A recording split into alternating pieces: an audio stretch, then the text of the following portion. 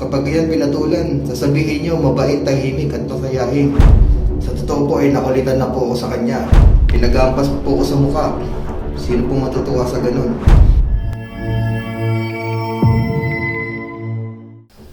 Hi everyone! Nang kumalat ang video ng sakitan sa pagitan ng security guard at ni Sampaguita girl, ay agad natanggal sa trabaho ang security guard. Sa video na ito ay pakinggan naman natin kung ano ang masasabi ng security guard dahil sa pangyayari kung bakit hindi niya napigilan ang kanyang sarili. Pakinggan naman natin ang side ng security guard. Magandang umaga po sa inyong lahat. Unang-una po ay humihingi po ako ng pasensya sa mga nakapanood doon sa video nag-viral doon sa batang nagtitinda ng Sampaguita. Hindi ko po yun ginusto, sinusunod ko lang po yung trabaho ko bilang security guard. Sana po maintindihan nyo. Pero doon po sa napanood ko na video, yung tatay ng bata nagsalita na. Sabi niya, isa daw siyang mabait na magulang. Okay, ito lang po yung saloobin ko. Kung magulang po kayo, sana nagpaka-magulang po kayo. Hindi niyo po sana pinapayagan yung anak niyo na nagtitinda kung saan-saan. At saka doon sa bata na sabi niyo ay bata yun, makulit. Opo, makulit nga po at bata. Sa totoo po ay nakulitan na po ako sa kanya. Bilang pagsunod ko sa trabaho o sa pagsunod ko sa nakakataas sa akin, sinaway ko po yung bata, pero ayaw po magpasaway ng anak nyo. Hindi ko po talaga ginusto yung nangyari, inuulit ko po. Doon po sa nagsasabi na wala daw akong awa, inuulit ko po, sumusunod lang po ako sa utos. Meron din pong naghihintay sa akin sa bahay. Yun nga po, sabi niya mabait daw yun, mapagmahal, tahimik. Magiging mabait po talaga yon, tahimik at mapagmahal kapag naubos yung pasensya ko. Pero hindi ko pa rin ginawa. Nagpasensya pa rin po ako sa bata. Yun nga lang po, makulit, ayaw pong magpasaway.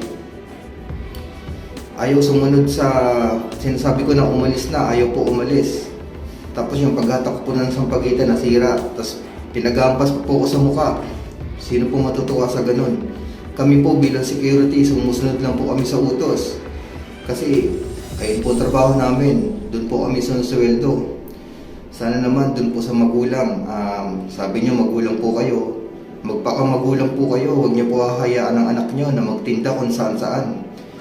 Saka sabi nila, yung iba daw dyan, nagsusuot lang ng pang-uniform para lang kunyari nag-aaral, pero hindi naman. Ganyan po yung nangyayari dyan sa harapan namin establishment na binabantayan ko. Yun, may natutunan po ako dun sa araw na yun. Sana pa may tutunan din kayo mga magulang, kayong mga magulang. Magpaka-magulang po kayo. Kasi hindi lahat ng bata ay hindi papatulan. Kapag yan pinatulan, sasabihin nyo mabait, tahimik at masayahin. Yun lamang po, inuulit ko, pasensya po sa lahat ng mga nakapanood ng video. Hindi ko po yung ginusto, ay po sumusunod lang ako sa trabaho ko. Maraming pong salamat sa inyo. Narinig natin yung side ng security guard. Para sa akin, mali yung part ng security guard na sinasabi niyang sumusunod lang ako sa utos.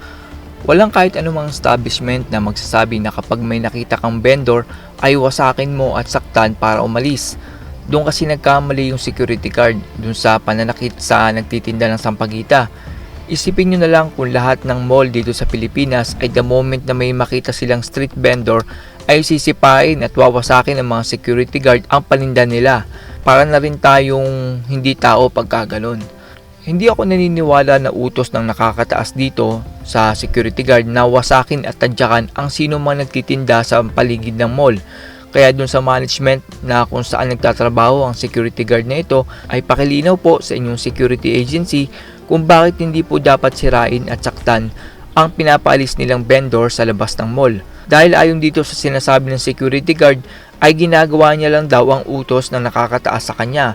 Ang tanong ko po doon sa security agency at mall management na utos nyo bang sirain at saktan ang mga vendor na nasa paligid ng inyong mall? Pakilinaw po yan sa inyong mga security guard dahil mukhang mali po ang kanilang pagkakaintindi sa kanilang trabaho.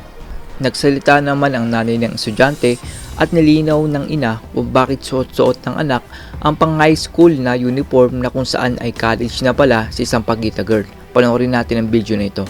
Ma'am, marami lang nagtatanong kasi syempre nalaman na natin na ang inyong anak ay college student na. Pero bakit daw ba pang high school yung suot niya doon sa video? Ano mo bang nangyari? Anong kwento ron?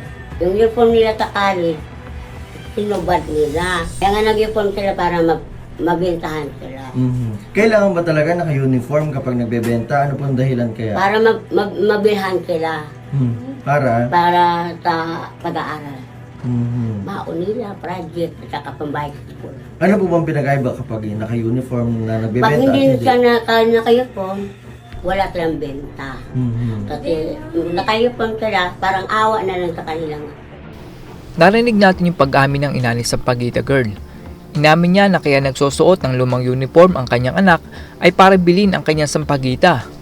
Wala daw bumibili sa anak niya kung hindi niya suot ang uniform. Pero pag naka-student uniform siya ay malaki ang nabibenta ni Sampaguita Girl. Ito ay dahil ang mga Pilipino ay maawain. Mahilig kasi ang mga Pilipino sa isang kwento ng mahirap na nagsikap at yumaman. Kaya pag tumutulong tayo sa mga estudyante na naghahanap buhay ay para nagiging parte tayo ng kanilang tagumpay. Although may mali din si Sampaguita Girl dahil panluloko ang kanyang ginagawa dahil hindi siya nagsasabi ng totoo na hindi siya isang high school. Dahil kapag suot ni Sampaguita Girl ang high school uniform ay nagmumukha siyang bata kaya naiisip ng mga Pilipino na nakakaawa itong batang ito na sa murang edad ay naghahanap buhay na. Pero 22 years old na po si Sampaguita Girl at kaya siya nagsusuot ng face mask ay para hindi siya makita na 22 years old na siya. Kung titingnan mo naman ay parang yung purpose ng kanyang pagkukunwari ay para may pangtusto sa pag-aaral at pang-araw-araw. Idagdag na din yung kahit hindi natin sabihin ay upang buhayin ang kapatid at magulang ni Sampaguita Girl. Ginagawa niya lang ito dahil sa hirap ng buhay. Kung hindi lang sana kurap ang gobyernong ito ay hindi na sana kailangan magpanggap ni Sampaguita Girl. Si Sampaguita Girl ang larawan ng isang Pilipino na kahit gapang na sa buhay ay nagpupursigi para makatapos lang sa pag-aaral. Sana dumating ang araw na maging katulad tayo ng ibang bansa na kung saan ay suportado ng gobyerno ang lahat ng pangangailangan ng isang estudyante na may kasama pang financial assistance. Dahil kung tayo ang nasa kalagayan ni Sampaguita Girl, ay paano ka mag-aaral kung kumakalam naman ang iyong sikmura? Paano mo ba naman hindi isusuot ang lumang uniforme kung sa paghingi mo ng saklolo sa gobyerno ay bulag na tenga ang isusukli sa'yo? Masisisi ba natin si Sampaguita Girl kung isuot niya ang huwad na uniforme para lang makatapos? That's all everyone. Salamat sa inyong panonood. This is Chuck and you're watching Biker Drone.